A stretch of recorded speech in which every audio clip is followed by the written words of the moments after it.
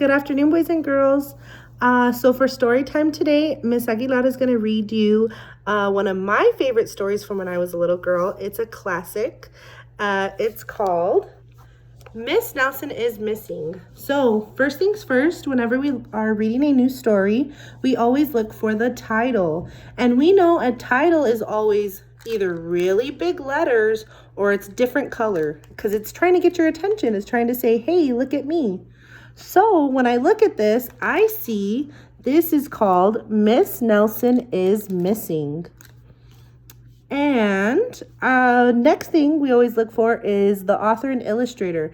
We know an author writes the story and the illustrator makes the picture or paints the picture. So our author and illustrator for this story is Harry Allard and James Marshall. All right, so let's start our story. All right, and again, our title page, Miss Nelson is missing. So let's see what's going on. Again, written and illustrated by Harry Allard, James Marshall. Okay. The kids in room 207 were misbehaving again. Spitballs stuck to the ceiling. Paper planes whizzed through the air. They were the worst behaved class in the whole school. Look at spitballs, paper planes. This kid's dumping the trash over. Oh man. Would Miss Aguilar let her class look like this? And then look at Miss Nelson. Look at their teacher. She's thinking to herself, what can I do? Let's see what she does. Now settle down, said Miss Nelson in a sweet voice. But the class would not settle down. They whispered and giggled. They squirmed and made faces. Ooh, and what's that? What do they always say? If you make an ugly face, it's going to get stuck like that. They were even rude during story hour. Oh no, that will not do. And they always refuse to do their lessons. Something will have to be done, said Miss Nelson. I wonder what she's thinking.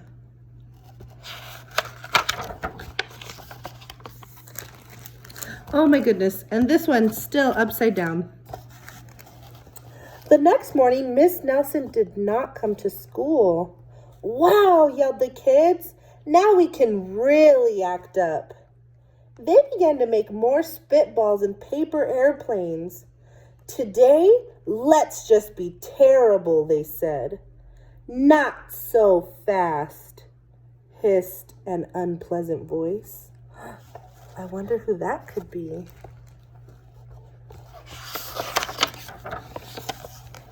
Ooh, she looks scary. A woman in an ugly black dress stood before them. I am your new teacher, Miss Viola Swamp. And she rapped the desk with her ruler. Where is Miss Nelson? Asked the kids. Never mind that, snapped Miss Swamp. Open those arithmetic books. And arithmetic, boys and girls, is just a fancy word for math. So just their math books. Miss Nelson's kids did as they were told. Ooh, she looks very scary, not very friendly. They could see that Miss Swamp was a real witch. She meant business. Look at that mean pointer finger. Right away, she put them to work. And she loaded them down with homework. Oh my goodness. Oh, those poor kids. We'll have no story hour today, said Miss Swamp. Keep your mouth shut, said Miss Swamp. Sit perfectly still, said Miss Swamp.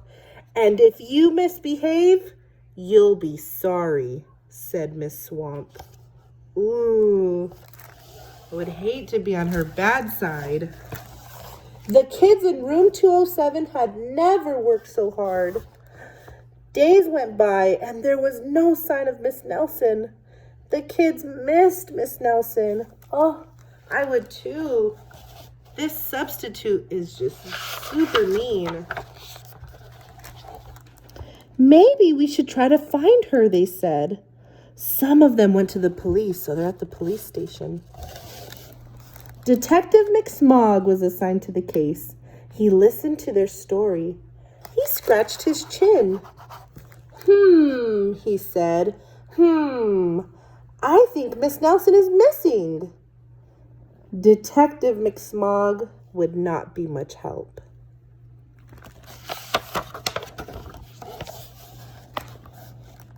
Other kids went to Miss Nelson's house. The shades were tightly drawn and no one answered the door. In fact, the only person they did see was the wicked Miss Viola Swamp coming up the street. If she sees us, she'll give us more homework. They got away just in time. Uh-oh. Just in time. Let's read this part first. Maybe something terrible happened to Miss Nelson. Maybe she was gobbled up by a shark, said one of the kids. But that didn't seem likely. Maybe Miss Nelson went to Mars, said another kid. But that didn't seem likely either.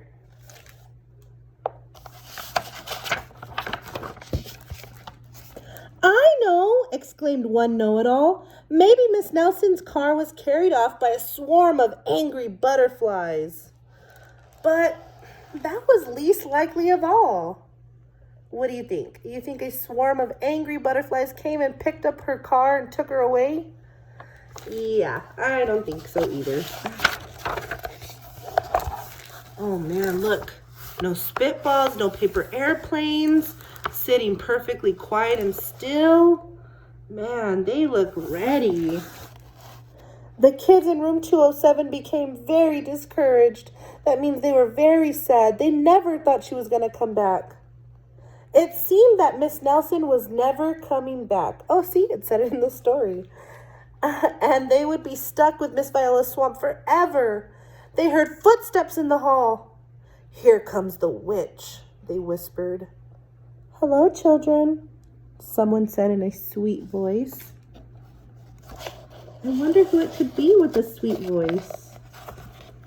Let's find out. Oops, sorry. It was Miss Nelson! Did you miss me? She asked. We certainly did, cried all the kids. Where were you?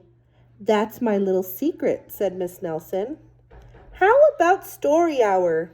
Oh, yes, cried the kids.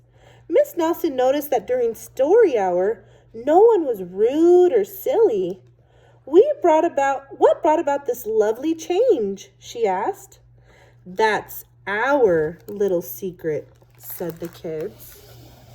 Wow, they're sitting so quietly. This little girl's actually not upside down. Awesome.